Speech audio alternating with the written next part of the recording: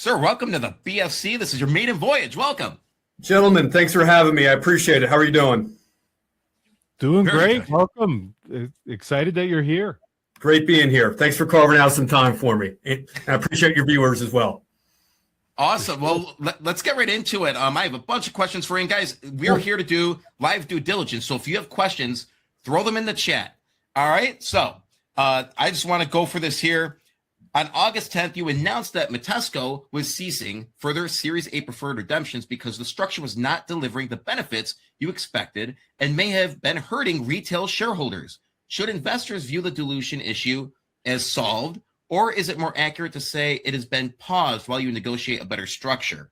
What would a successful restructuring look like for common shareholders? Well, I would describe it as more than a pause, but not yet a completed solution.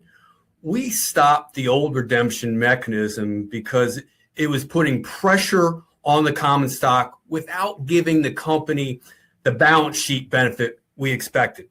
A successful restructuring would remove that pressure, avoid a dilutive event for common shareholders, and treat our institutional holders fairly.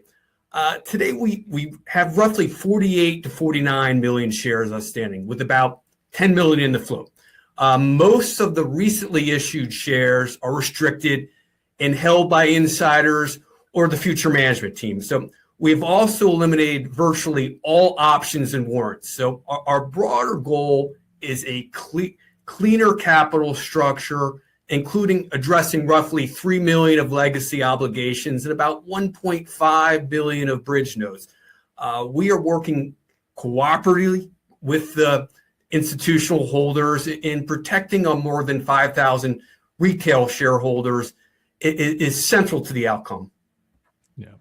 You have said you want a new Series A approach in place by September 30th. What Right. alternatives are currently being discussed with the 5 institutional holders? And if no agreement, and I have to ask this, if no agreement is reached by September 30th, could the old redemption mechanism return? Yeah, I mean, we're evaluating several alternatives, including a non-convertible perpetual preferred, a term preferred, or another class perhaps of non-trade equity.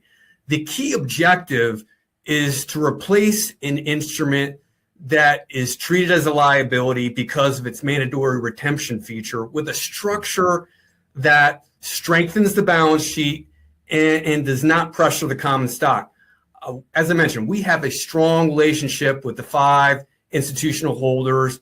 They're cooperative, and the consent needed to restructure the instrument is there. Our target does remain September 30th. I do not expect the old mechanism simply to return. The board stopped it because it was not producing the intended result, right? So the final structure is still being determined, but our guiding principles are clear. No unnecessary dilution, fair treatment of the holders, and a healthier balance sheet for the company. Right on. And that's, Yep. shareholders, that's something shareholders want to hear. And I like the clarity on that. Very good. Very good. I want to ask you, on June 30th, you announced access to as much as 30 million through an equity line of credit, generally priced at a 10% discount to market. How do you intend to use that facility without simply replacing one source of dilution with another? Would you be reluctant to draw heavily at today's valuation unless it was tied to something transformative, perhaps? Yeah, I mean, the equity line is a strategic resource and not something we intend to draw simply because it's available. At today's valuation, issuing stock through the facility would not be attractive to us or fair to the shareholders. We would consider using it when the share price better reflects the company's value or when a truly accretive acquisition or growth opportunity clearly justifies the capital. The facility gives us flexibility, however, and negotiating leverage, quite frankly, particularly because growth stage acquisition targets often need capital. But we have other interests from investors who understand data centers and AI software. So we do not expect to rely on the equity line in the near term.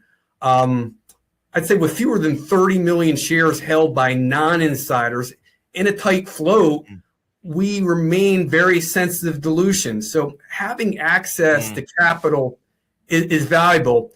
Using it intelligently is really what matters. So you don't want to dilute this thing to high hell and let it crash and burn, is what you're saying. And I like Exactly. that. Exactly. And a really fascinating part of the business is the robo agent thing. And I want to ask about that, and I have some questions for that. You have specifically said robo agent is not about replacing agents. It's about empowering them. What does robo agent do that improves an agent's productivity without replacing the human relationship between realtor and client? Is the idea to let AI handle organization, prioritization, and repetitive workflows so the agent can spend more time selling, negotiating, and building relationships? What can you tell us about this? And for people that haven't even heard of it. Yeah, exactly. A robo agent is designed to function like a day-to-day sales manager sitting on the agent's shoulder. It helps an agent set an income goal, translates that goal into required activity, prioritize leads, schedule follow-ups, keeps calls, etc. So it will initially integrate with systems such as Follow Up Boss and later with other CRMs. But the real value is bringing the workflow together in one place. It can also help agents identify and qualify prospects and provide timely sales coaching when they encounter an obstacle. So the AI handles organization, reminders, analysis, and that repetitive work. The agent remains responsible for judgment, negotiation, trust, and the client relationship, right? In a market where commissions are compressing, the goal with Robo is to help agents complete more transactions without sacrificing the human element that makes a good agent valuable. You know, my wife, she used to be in real estate and was working in that, and the amount of documents she was dealing with, you know, purchase and sale agreements, listing agreements, like lead-based paint disclosures, all these, you know, inspections, rental applications. I mean, it's insanity. Can the robo agent prepare and populate this paperwork, or is it just like reminding them to do this paperwork? Yeah, that's a real good question. So we're not going to try to replace the established transaction management and legal document systems brokerages already used. Those systems, and as you just indicated, they perform an important function. And entering into that business, quite frankly, would add unnecessary legal complexity outside our core expertise. So our role is to connect with those platforms, right? Robo agent can organize the process, remind the agent what is due, track completion, and pass CRM or transaction data into that brokerage's chosen back office system. So documents, as you mentioned, can be pre-populated when appropriate. So the agent in the brokerage would still review, approve, and execute documents under their existing procedures. We don't want to get involved in that. But because we are targeting a small number of large enterprise brokerage, the specific integrations each brokerage requires instead of trying to replace tools that already work. Right. Okay. So you still need the human to look at it, but it can do a lot of the legwork at least. Yes, indeed. That's awesome.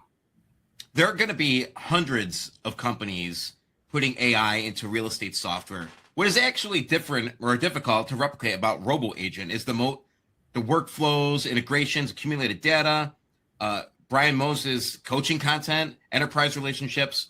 Is it going to be a combination of all those? And why would a brokerage pay for a Robo Agent instead of simply giving every agent access to a general purpose AI platform? Yeah, hundreds is probably an understatement, right? But well, why so significant for robo agents? Yeah, the moat is the combination of workflow, enterprise integration, data, embedded coaching, and industry relationships. So a general AI platform can draft an email or answer a question, but it does not know an agent's income goal. It doesn't know the required daily activity or stage of each transaction, or the brokerage procedures that we just talked about, or whether an agent is getting stuck. So Robo Agent brings those elements together. It monitors the agent's progress against goals, coordinates follow-ups and scheduling, and delivers short,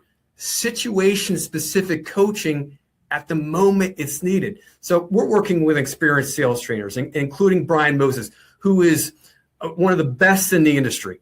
So the guidance is grounded in real sales technology, not generic AI output. So over time, the integrations and the transaction data make the platform increasingly useful. So again, brokerages are not paying for just another chatbot. They're paying for a system designed to increase productivity, transactions, and ultimately brokerage profitability.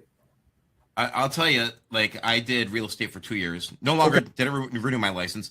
And I think part of the reason why was because I didn't have, I have the ability to network. I consider myself a people person. And like you said, that's what real estate is, building those relationships, building your network, and having those interpersonal relationships.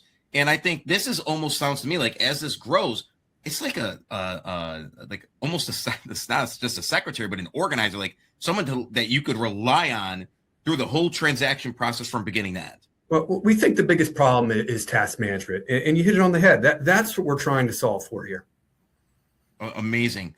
I want to talk about, well, there we are.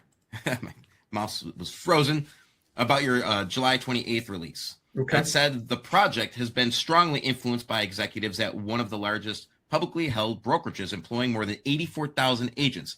And that Robo Agent is intended primarily for major industry players. Without identifying anyone you cannot identify, how far have those conversations moved from product testing toward an actual enterprise licensing agreement?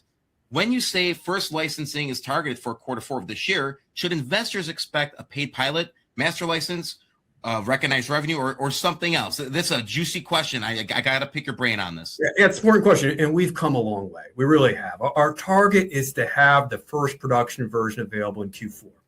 We spent roughly a year developing the prototype and are testing it with agents from several major brands. The rollout will begin with a control group rather than tens of thousands of users on day one, right? So allowing us and the brokerage to validate adoption, support, and results before expanding. So the commercial model is enterprise licensing. We expect the brokerage to provide the first level internal support and retain approximately 20% of the fees for billing and support. We are also considering incentives tied to completed transactions, so Robo can become a profit center rather than simply just another technology expense, right? So investors should initially expect a paid phased deployment that could expand under enterprise relationship, not an immediate rollout to every agent. So the objective is recognized revenue in Q4, followed by measurable expansion based on performance. So just to wrap my head around it a bit, so you'll install, like let's say a roughly $10,000 TCDC unit in someone's garage, and then you'll pay that homeowner, $100 a month, and then monetize the computing capacity that's created by it. Who's actually paying Mitesco for that compute? Is it, AI companies or government or enterprise? Like, where does that, I think it's $2,000 to $5,000 per unit revenue. Like, where does it actually come from? So, and I'll take a step back. The TCDC is a small format residential data center. So, I'll speak to that a little bit more. So the customers would be organizations that need general purpose AI or enterprise computing capacity. So software companies, managed service clients, wholesale compute resellers, et cetera, government, telecommunications, or even utility partners. So we also have captive demand from our own applications, such as RoboAgent, which gives us a base workload as the network develops.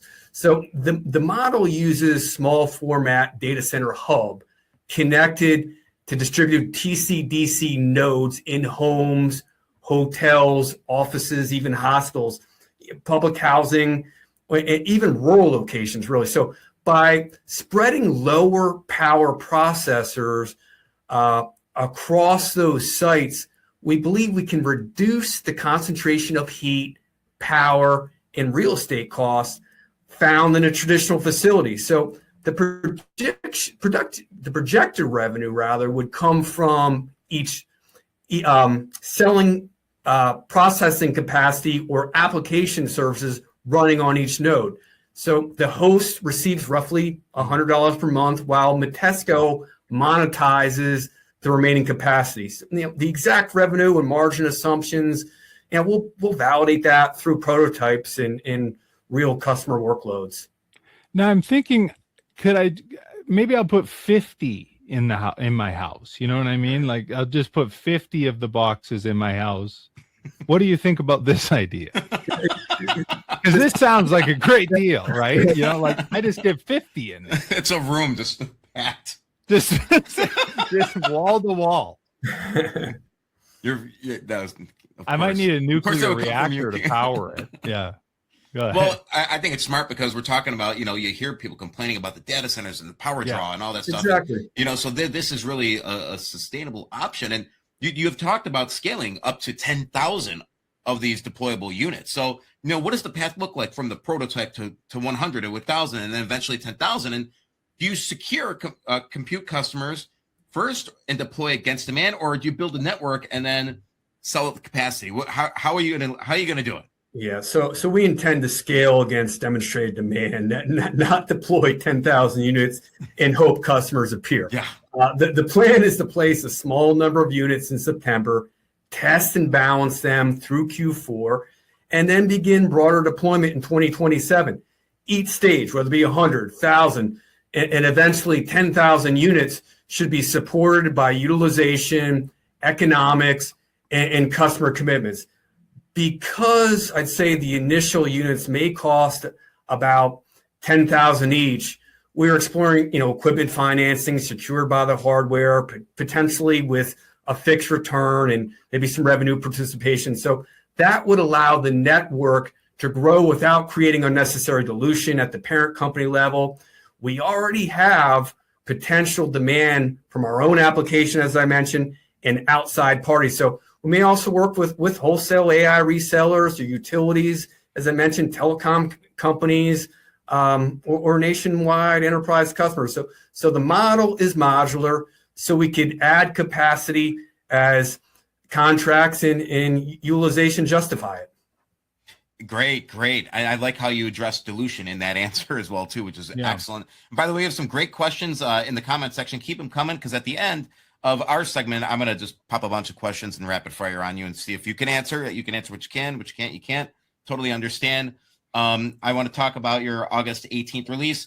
You said that AI economics increasingly come down to power consumption, utilization, and ultimately the cost of producing an AI result, and that TC-DC could potentially reduce the kilowatt hours required per token. And by the way, it's not crypto token. It's a unit. Right. But it's not related to anything crypto related. Just a heads up. Do your due diligence on that, folks. But how significant do you believe that efficiency advantage could be when prototypes begin operating? Will you be able to provide investors with real world metrics comparing the cost per token or compute efficiency of the TC-DC against traditional centralized infrastructure? I know that's a loaded question, and can you answer that the best you can? And the answer is yes. So the prototype will allow us to publish real-world operating metrics rather than rely on projections. So we plan to measure power consumption, processing capacity, utilization, revenue per available node, and gross margin, and compare those results with traditional centralized infrastructure where possible. So we believe the advantage could be significant because the model uses low power, off-the-shelf processors, existing power locations, and a distributed hub and spoke network instead of concentrating heat and electrical demand under one expensive roof, the workload is distributed across cost sites. So, we believe that could create substantial margin advantage, potentially many times greater for appropriate workloads. But the test bed must prove it, right? So by the end of Q4, we expect to understand the economics much better. The important part is that the model is measurable, scalable, and based on components that can be repurposed as processing needs change. And in today's press release, you talk about how you want to bring this to being a residential micro data center. You specifically discuss potential integration with smart electrical panels, battery storage, HVAC, EV charging, energy management, and home automation. How far do you ultimately envision this going? And could TCDC, I always want to say ACDC, by the way. Yeah, could TCDC, hey, this thing rocks, right? Essentially become the local AI brain or gateway for a connected home, managing energy and connected devices while simultaneously providing outside computing capacity. I mean, is this going to be a one-all? Right. Well, that's the long-term vision, right? So phase one is to place computing capacity in locations such as homes, garages, hotels, offices, and other unused spaces and operate those resources as part of our network. So once the equipment is installed, it can also become a local platform, as you suggested, for services that host uses directly. So over time, that TCDC could serve as the gateway for smart electrical panels, battery storage, HVAC, EV charging, security, you name it, right? And other connected home applications. So the homeowner would not necessarily need new hardware for every service. Many of the features could be delivered through software, much like adding apps to a phone. Our real estate relationships could help us reach homeowners, while potential service company relationships could support installation and maintenance. So we want to establish the computing backbone first, then add useful home automation capabilities as the market and partnerships develop. And I will say real quick that, I've had debates with people about the AI, and people are like, AI sucks and blah, blah, blah. The truth of the matter is this, is that if you think this is going away, it's absolutely not. It's not going anywhere, and it's going to be integrated into our everyday life. And I think this is a prime example of how it's going to affect everybody. And just look at how we're adding smart meters, for energy conservation. I mean, you're going to be at work and you're going to have the management of your whole entire house on your phone. And that's just the truth. And guess what? If you think these programs aren't going to make decisions for your house while you're not there to turn down the heat, I mean, I honestly think that's where this is going. And so, crazy stuff. That's just my opinion, though. Not the opinion of the company, but that's where I'm at on it. It's a good thought. Well, and you were talking about partnerships, and you've even said that the company's begun exploring strategic partnerships with established participants in residential energy and infrastructure and automation. How far along are you with those discussions? Are you talking about early conversations, or are we down the line with something being papered?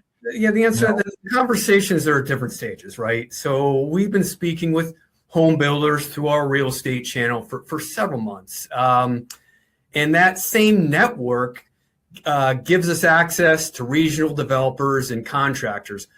We're also evaluating acquisition and strategic opportunities, as you alluded to, involving home services, automation, and software. So our initial TCDC design is really intended to be an appliance like Place It. We're talking, you're kidding around with 50, but appliance like Place It, plug it in, and connect it securely without requiring a specific electrical panel or extensive rewiring. So that makes the model relevant to existing homes in commercial locations as well as new construction. So, we think over time, the opportunity could include home builders, utilities, telecom companies, municipalities, etc. So I don't want to overstate where any individual discussion stands, but I will say these are active conversations, and we are evaluating partnership, financing, installation, connectivity, and pilot structures that could absolutely accelerate deployment. Excellent. Love it. I want to talk about the article published by Mike Sheik. I've known Mike for many years, read his stuff, and he highlighted your June 30 comments describing one acquisition prospect as a unique materials processing technology supporting power distribution, integrated circuits, and circuit board manufacturing.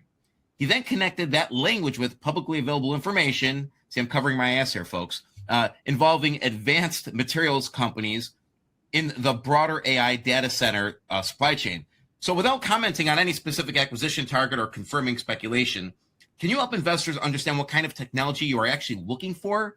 Why does tell us about this if you can. So I can say this: we are interested in technologies that address critical bottlenecks in the data center, in electronic supply chain power distribution, advanced materials, in integrated circuit boards, and related infrastructure. Right. So material processing belongs in the strategy because computing capacity depends on more than servers. Right. It also depends on components and materials that make efficient power delivery in electronics possible. So, we don't want to comment on specific acquisition targets or market speculation before a definitive agreement.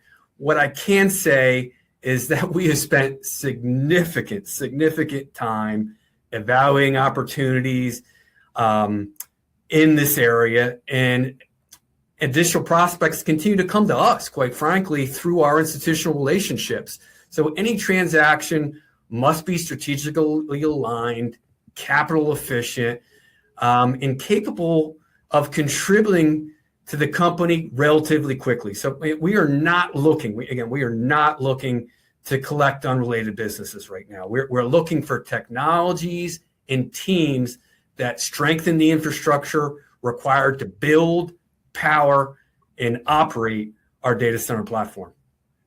I know we're not about speculating, right? But I read another article. There it is, a speculation right there. From my take, and it had publicly available information connecting Mercer, Chemex, Illuminous, and your acquisition language. I want to say I'm reading it as speculation, but are you able to? You're not able to necessarily address any specific company, but with regard to the broader thesis, are we in the ballpark there? Well, the broader thesis is correct, right? So we are interested in technologies that solve infrastructure constraints around power, advanced materials, in the broader AI data center supply chain. So those constraints are becoming more important as computing demand grows. So regarding any specific company, we have said what we can publicly say. We have performed, as I mentioned, we have performed months of due diligence on certain opportunities, including professional evaluations and market planning. But we do not have a definitive agreement to announce today.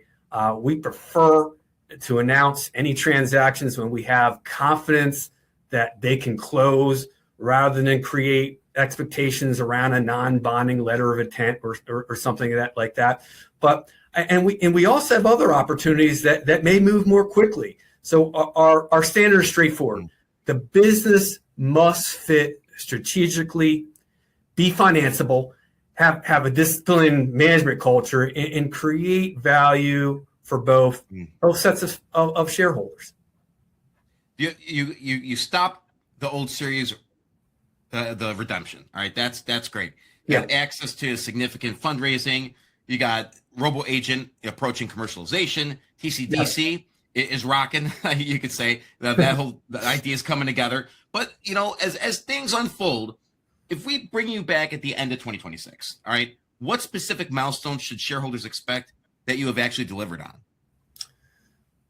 By year end, investors should judge us on execution. The milestones are a completed Series A restructuring that reduces the pressure on the common stock, removal or resolution of significant legacy obligations, a production-ready robo-agent with an initial paid enterprise deployment, operating TCDC prototype with published power, utilization, and economic data, a clear financing and deployment plan for scaling the network, and addition of management talent needed to execute all this. So, we also expect to make meaningful progress on acquisitions. We just talked about it a little bit, but we'll only announce, as I mentioned, a transaction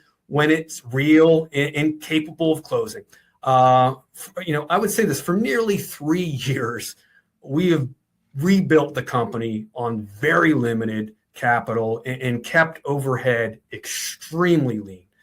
The next phase, is to invest selectively behind the business we've developed and produce measurable operating results. I think that is what changes the perception of Mitesco, right? From a turnaround story to an operating technology company, and we're excited about it. That's excellent. I do want to throw up a couple comments here, and Sure. We had Richard Smith. Interesting way to tackle data center power and heat issues. Spread out the processors instead of concentrating them in one spot, which is great. And he followed up with a couple questions. Who are the real estate companies testing the robo agent software? How much per user? Estimated users in, say, 12 months? So could you? And he does have one more, but I'll let you answer any of that stuff first, which you actually talked about. But so we're utilizing a number of brands, and I would also say that the folks that are testing, from EXP to Caldwell, et cetera. But I'll say the folks, the agents that are testing are various skill levels as well, from folks who are seasoned experts to those who are green, right? So we really are capturing a lot of feedback from various skill levels as well as various brokerages. And he does follow up with, a recent press said they were going to start using Apple processors in the edge nodes TCDC boxes. Why Apple? Yeah, I would say Apple. From a technology standpoint, Apple gives us the best option from that, and from a cost perspective as well. Oh, awesome! And he really blew up the chat. How many agents are there today? What is the size of the market? So if you want to address, from a standpoint, from real estate standpoint, there's 3 million agents in the United States today. So we believe there's a huge market out there, and why we're absolutely excited about it. Huge potential. Yeah. So for robo agent, and when we talk about robo agent, for Richard, we are as we look very forward thinking, looking to expand that outside of real estate as well, into some financial sectors as well.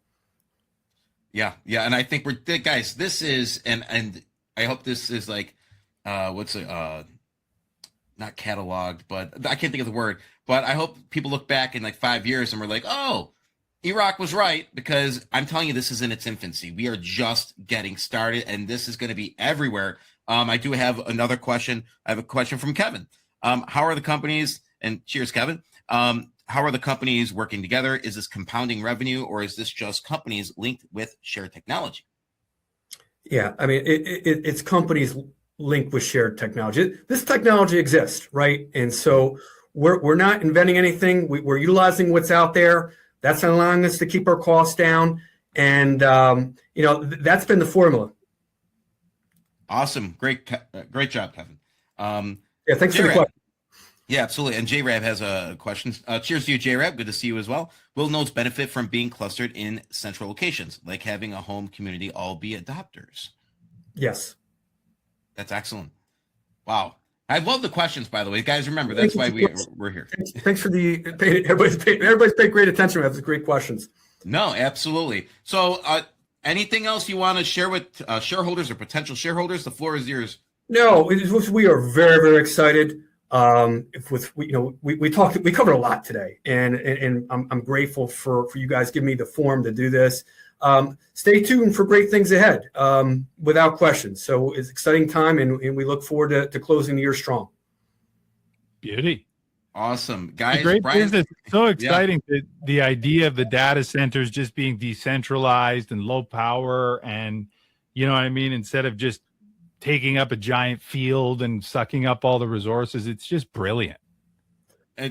We think it's smart. We think that's where the industry's going, and we want to stay ahead of it.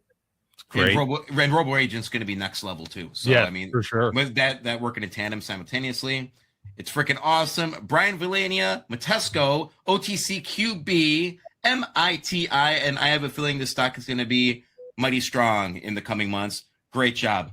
Gentlemen, thanks again for your time. It's been my pleasure. Thank you. Take care.